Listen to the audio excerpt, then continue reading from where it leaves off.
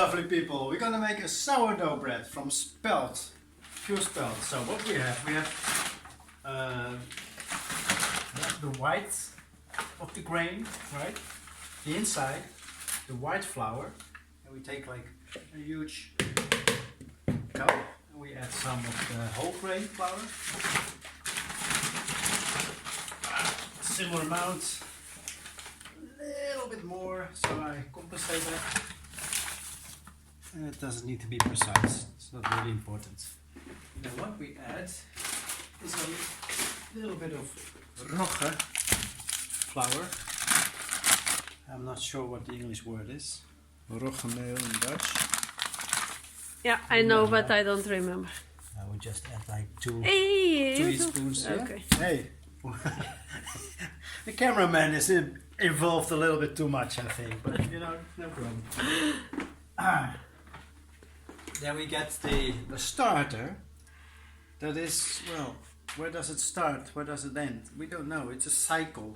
So you need to have the starter somehow, and we can provide you. We can make one for you. Yeah, we make starters. So pause. Yeah. Before we add the starter, we add just a teaspoon. It's a big teaspoon, I must admit. It's like a spoon for children of salt. You see, not more than this. Yeah. And we mix that before we add the starter.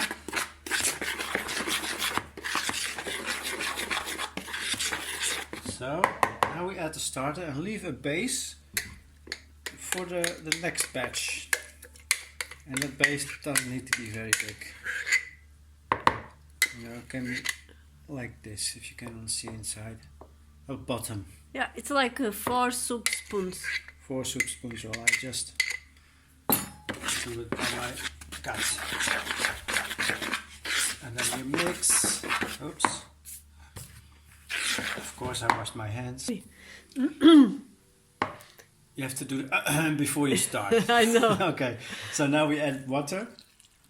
In total 2 of the same cups. Two of the same cups. Maybe a little bit less, you know, it depends. I make it a little bit more liquid than my wife and cameraman. That's what I meant. So basically, the cameraman starts talking. Yeah, the cameraman talks. So basically, it doesn't matter. You mix everything, and if you make more liquid, like Diederik does, then it grows more. If you make like more, is it still in focus? More solid, everything's still in focus, yeah. Then it takes more time to grow. Okay, Diederik. I don't know. A voice from heaven explained the details. I don't know where it came from. No, but I must say, these breads are delicious. Delicious. And you see? So easy. So easy, that's all. That's all. And now, we always used oven paper. Parchment paper. Parchment paper, this kind of paper.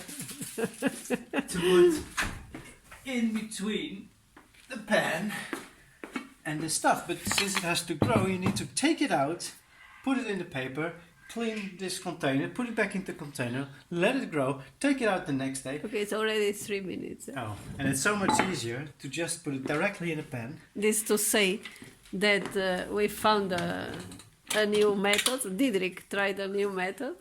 You put Quite some oil. and then you put directly the bread in the pan. This means the pan is not pre-warmed when the bread goes in, as all the sourdough bread rules demand. So I put quite some oil here in the pan, and I'm not gonna brush it all around. And this oil gives it a very nice crispy crust. But of course, more calories. You know. And after that we spray some water on top of the oil. Oh, I didn't notice. And now put everything in. It's very liquid.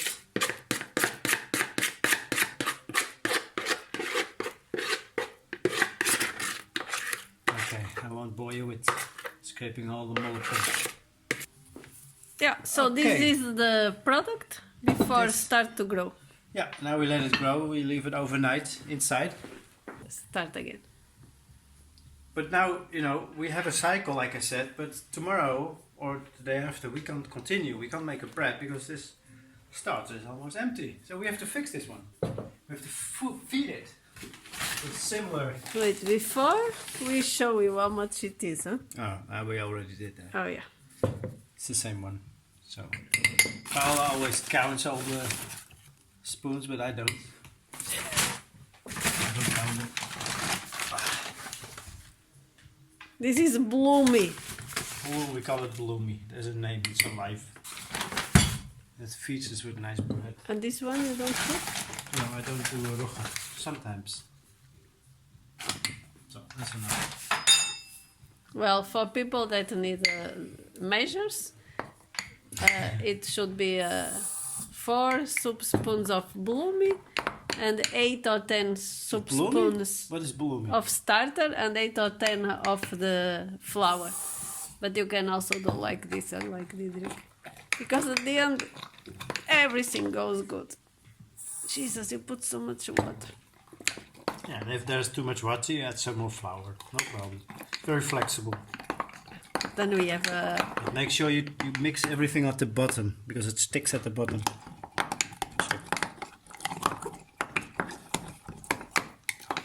yeah.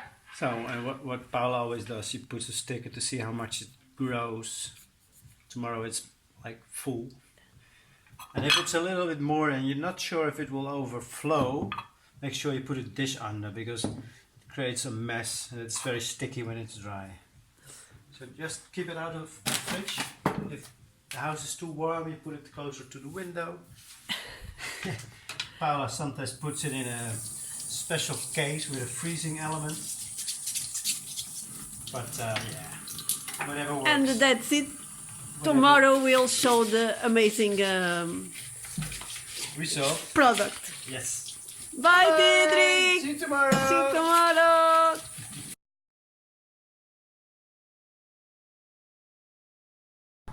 So it's the next day, and the bloomy, the dough grew a lot. Look, beautiful, just fits in the pan.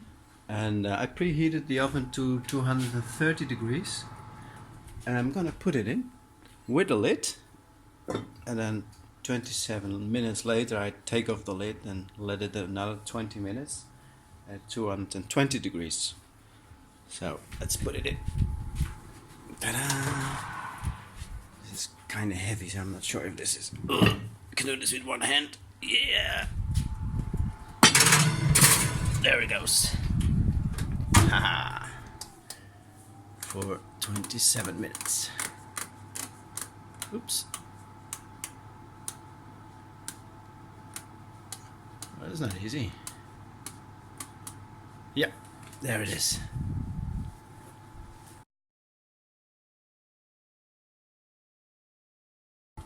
So after 27 minutes at 230 degrees, we're gonna take the lid off,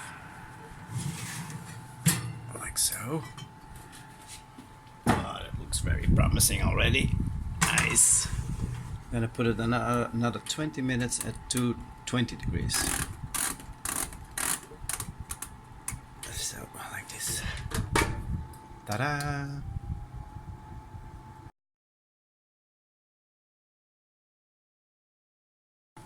So now the bread was in the oven for 27 plus 20 minutes.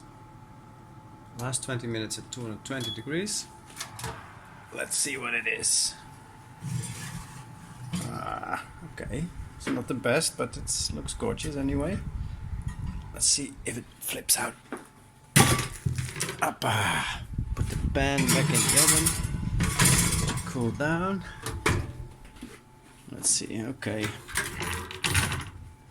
Well, I should have made a cut on the top so it can expand better. It's quite kind of flat. But I'll let it cool down and try it. Looks not bad. The bread looks pretty good.